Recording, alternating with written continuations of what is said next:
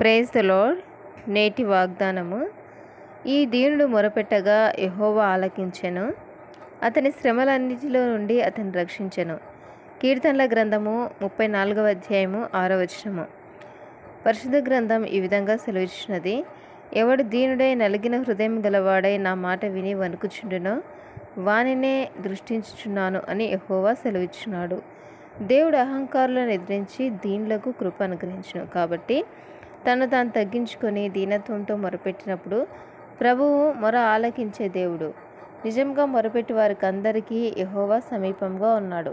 తన యందు భయభక్తులు గల వారి కోరిక ఆయన నెరవేర్చును. వారి మొర ఆలకించి వారిని రక్షించును. శ్రమలన్నిటిలో తోడై ఉండి విడిపించి రక్షించే దేవుడు. కాబట్టి ప్రభు దృష్టికి మనల్ని మనం తగ్గించుకోవాలి, దీనత్వం కలిగి జీవించాలి. ప్రభు దృష్టికి మిమ్మల్ని మీరు తగ్గించుకోండి, అప్పుడు ఆయన మిమ్మల్ని హెచ్చించును. ఆమెన్.